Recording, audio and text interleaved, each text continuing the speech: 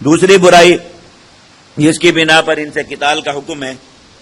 وہ ہے کہ انہوں نے اپنے جو احباب اور رہبان ہیں، یعنی ان کے بڑے علماء اور درویش بزرگ جنہیں کہا جاتا ہے،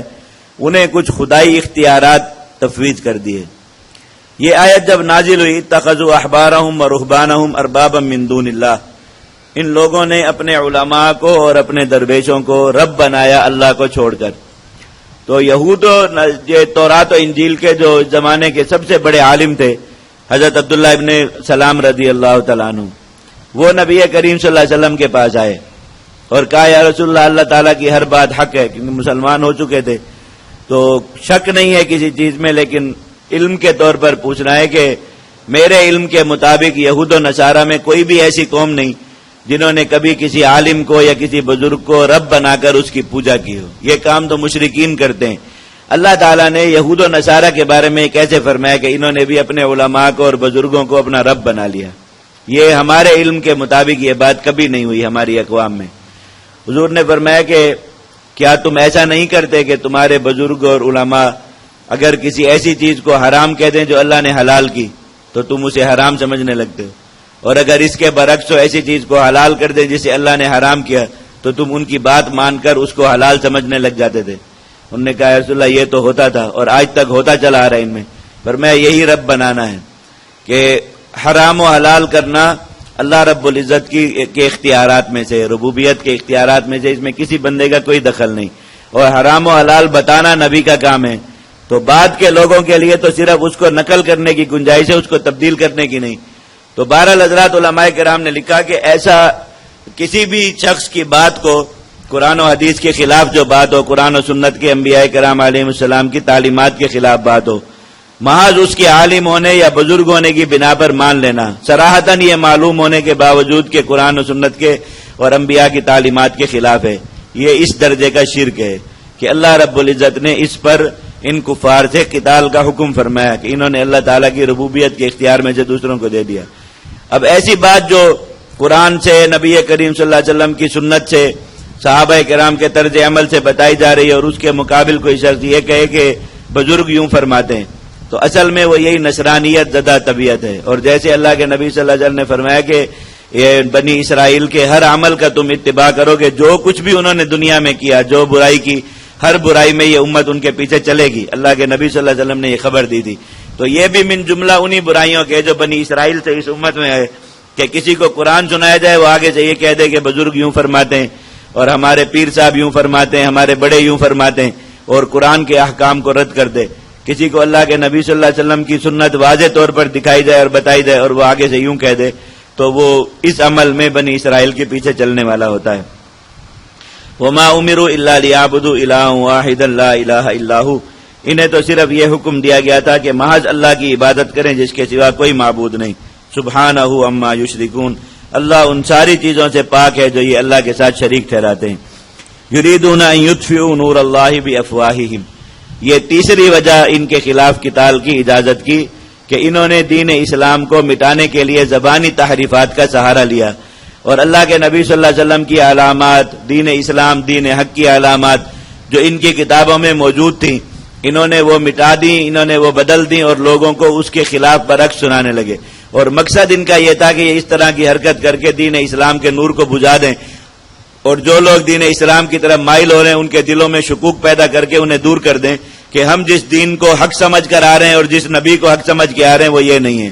جو سب سے پہلی آیت ہم نے اس سلسلے میں پڑھی تھی دورے میں، وَدَّ كَثِيرٌ مِّنْ أَهْلِ الْكِتَابِ لَوْ يَرُدُّونَكُم مِّن بَعْدِ إِيمَانِكُمْ كُفَّارًا، سورہ بقرہ کے اندر یہ اسی آیت کے مضمون کا یہاں پر گویا اعادہ ہے۔ اللہ رب العزت نے وہاں پر ان کی یہی شرارت بتائی کہ انہوں نے حضرات انصار کو گمراہ کرنے کے لیے نبی کریم صلی اللہ علیہ وسلم کی ساری علامات بدل دیں تورات و انجیل میں، اور انہیں دھوکہ دینے کی کوشش کی۔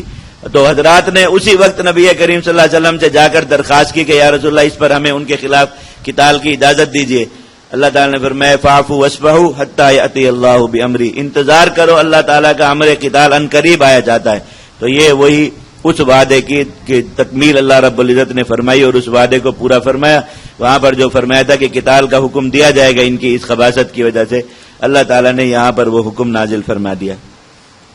یہ لوگ چاہتے ہیں کہ اللہ کے نور کو بجھا دیں اپنے منہ کی باتوں سے، اور اللہ کو کوئی بات پسند نہیں سوائے اس کے کہ وہ اپنے نور کو پورا کر دے. وَلَوْ كَرِهَ الْكَافِرُونَ اگرچہ کافروں کو یہ بات ناگوار ہو، اللہ تعالیٰ اپنے دین کو غالب کر کے چھوڑیں گے. هُوَ الَّذِي أَرْسَلَ رَسُولَهُ بِالْهُدَى وَدِينِ الْحَقِّ لِيُظْهِرَهُ عَلَى الدِّينِ كُلِّهِ. یہ وہ آیت ہے جس کا میں پیچھے کئی بار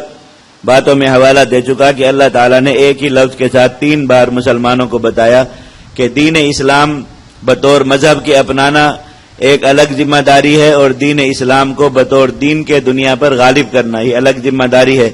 اللہ تعالیٰ نے دین اسلام کے نزول کا بنیادی مقصد جو بتائے مقاصد، ان میں سے ایک مقصد یہ بھی ہے کہ اللہ تعالیٰ کی نازل کردہ شریعت بطور دین اور نظام کے ساری دنیا پر غالب رہے. اور پھر سورہ محمد میں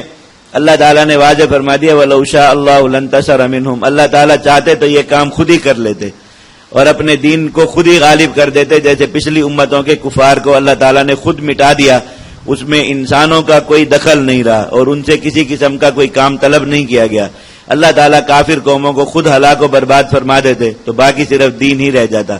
لیکن یہاں پر اللہ رب العزت نے ایسا نہیں کیا. اللہ تعالیٰ چاہتے تو کر لیتے وَلَٰكِن لِيَبْلُوَ بَعْضَكُم بِبَعْضٍ، لیکن اللہ تعالیٰ چاہتے ہیں کہ تم میں تمہارے ایمان کا کفار کی طاقت سے لڑا کر امتحان لیں، اور بار بار یہ چیز گزرتی چلی آ رہی. تو اللہ تعالیٰ نے دین کے غلبے کی یہ محنت مسلمانوں کے ذمہ لگا دی، اپنے ذمہ نہیں رکھا. اپنے ذمہ یہ لیا کہ ہم تمہاری مدد کریں گے، نصرت کریں گے، اور تم اگر اخلاص کے ساتھ اور اللہ رب العزت پر توکل کر کے اس کام کی خاطر میدان میں آؤ گے، اللہ تعالیٰ ضرور تمہاری مدد فرمائے گا. وَلَا يَنْصُرَنَّ اللَّهُ مَن يَنْصُرُهُ، قسم کھا کر فرمایا کہ جو اللہ کے دین کی نصرت کے لیے نکلے گا اللہ تعالیٰ اس کی ضرور بھی ضرور مدد فرمائے گا. لیکن یہ کام اپنے ذمے نہیں رکھا کہ خود اللہ تعالیٰ کرے، یہ کرنا تمہیں. تو اللہ تعالیٰ نے یہ 3 جگہ پر، یہاں یہی الفاظ آپ دیکھ لیجئے، بالکل بعین یہی الفاظ سورۃ الفتح میں آئیں گے، اور پھر بالکل یہی الفاظ سورۃ الصف میں آئیں گے. اللہ تعالیٰ نے بار بار مسلمانوں کو یاد دلایا کہ صرف دین پر عمل کر لینے سے، مذہب کے پر عمل کر لینے سے دین اسلام کے حقوق ادا نہیں ہوتے، بلکہ اس کو غالب کرنے کی محنت کرنا اور اس کے لیے قربانی دینا ہر مسلمان پر لازم ہے. آپ خود سوچیے حضرات، صحابہ کرام کو تمام اسلامی اعمال اختیار کر لینے اور ان میں کمال کا درجہ پا لینے کے بعد اللہ تعالیٰ نے ام حسبتم ان تدخلوا الجنہ کہا.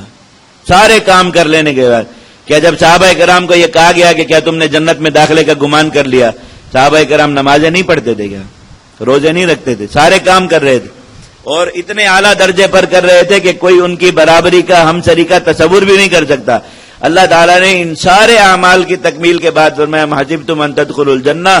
ابھی تک تمہارا اگر یہ گمان ہے کہ انہی اعمال کی بنا پر جنت میں داخل کر دیے جاؤ گے تو یہ گمان نہ رکھو. وَلَمَّا يَعْلَمِ اللَّهُ الَّذِينَ جَاهَدُوا مِنْكُمْ، آپ نے سورہ آل عمران میں یہ آیت پڑھ لی کہ ابھی تک اللہ رب العزت نے جہاد کرنے والے لوگوں کو جدا ہی نہیں کیا، اور اللہ رب العزت نے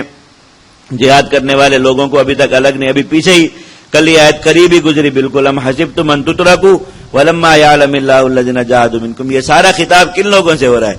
حضرات صحابہ کرام سے، جو ایمان کی بھی تکمیل کر چکے تھے اور اعمال کی بھی تکمیل کر چکے تھے. اللہ تعالیٰ میں لیکن دین اسلام کے غلبے کی محنت میں عملی طور پر شریک ہوئے بغیر اور اس میں جان و مال کی قربانی دیے بغیر اگر تم یہ سوچ رہے ہو کہ ان اعمال کی بنا پر بخش دیے جاؤ گے تو ایسا نہیں ہوگا. هو الذي ارسل رسوله بالهدى ودين الحق،